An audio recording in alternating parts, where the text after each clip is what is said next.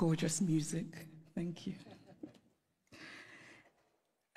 President of the Federal Republic of Germany, Dr. Steinmeier, Mayor of Berlin, Minister for Culture and Media, Dr. Monica Grütters, Director of the Humboldt Forum, Professor Dagalo, ladies and gentlemen, good afternoon. Actually, good morning-ish. It's almost afternoon. Thank you for having me here. When I was researching my second novel, Half of a Yellow Sun, which is set during the Nigerian Biafran War that started in 1967, a woman told me a story about her elderly father. It was early in the war, and they were in their Biafran hometown, feeling relatively safe because the war seemed far away. Then suddenly they heard the loud, terrifying sounds of bombing very close to them, and they knew that they had only minutes to leave their home and run into the interior for safety before the Nigerian soldiers arrived. The elderly father was a wealthy man, but the only thing he rushed to take with him was his ikenga, a piece of wood, a beautifully carved piece of wood. But it wasn't just a piece of wood. It was also the repository of spiritual meaning. The ikenga represented his chi, his personal spirit, as well as his ancestors, his guardian angels. I was struck by this story. This man, facing the possibility of never seeing his home again, chose the thing that mattered most to him. Of course, he cared about his material possessions, but he believed that those could eventually be replaced, while his ikenga was irreplaceable. There are ikengas in various museums all over the world today, and it is easy to forget as we stare and admire them behind cold and clinical glass barriers that these are objects that are religious, spiritual, sacred. Art lives in history, and history lives in art. Much of what we call African art are also documents that tell stories. Some are literal in their storytelling, like the beautifully ornate Benin stool that was sent to the Oba of Benin by his people when he was exiled by the British, and which he looked at and immediately could deduce from the carvings the state of his British plundered land. Other sculptures and carvings are more metaphorical. They speak to the dignity of a people, to their worldview, to their aspirations. Some of the early Christian missionaries across the African continent were very keen on destroying African art. Carved African deities, which they told the Africans were just magic. I cannot help but wryly wonder what could be more magical than the story of a man who dies and then magically rises again, a man who also manages to magically give his body as bread. And I say this, by the way, as a newly returned Roman Catholic.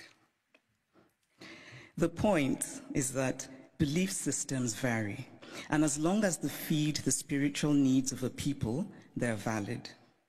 We cannot be dismissive of a belief system merely because it is unfamiliar to us, just as we cannot be dismissive of a history because we are uncomfortable with it.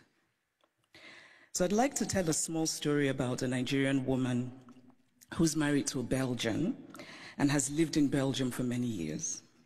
She said once that she was shocked that her son, while being taught Belgian history, was taught nothing about Congo. They teach my son in school that he must help the poor Africans, she said, but they don't teach him about what Belgium did in Congo.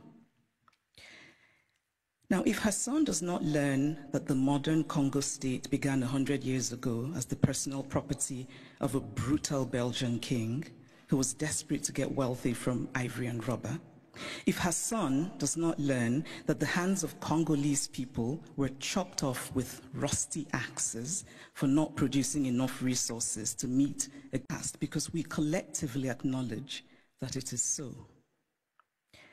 It is not that Europe has denied its colonial history. That would be too crude. It is instead that Europe has developed a way of telling the story of its colonial history that ultimately seeks to erase that history. The former French Prime Minister, Nicolas Sarkozy, gave a now infamous speech in Senegal, in which he said, "I have not come to deny mistakes or crimes. Mistakes were made and crimes committed. But no one can ask of the generations of today to expiate this crime perpetrated by past generations." This is central to the story that Europe tells itself about its colonial history. It is a story that basically says, yes, colonialism happened, but. And whatever comes after the but is the focus of the story. What the focus on the but does is that it absolves. It frees Europe of responsibility, of a significant and traceable connection to the African present, and it allows Europe the glow of charity. But the truth is that the past does not merely tell us what happened yesterday, it also illuminates what happens today. If we acknowledge that present-day Europe is shaped by the Renaissance of 600 years ago, by the Enlightenment of 300 years ago, then surely we cannot say that what happened merely 100 years ago in Africa no longer matters. It matters. We are gathered today in this reconstructed palace, a beautiful place, but also a place that represents Germany's nostalgia for imperial times. When Kaiser William II lived here, German troops were killing children, women, and men in Southwest Africa.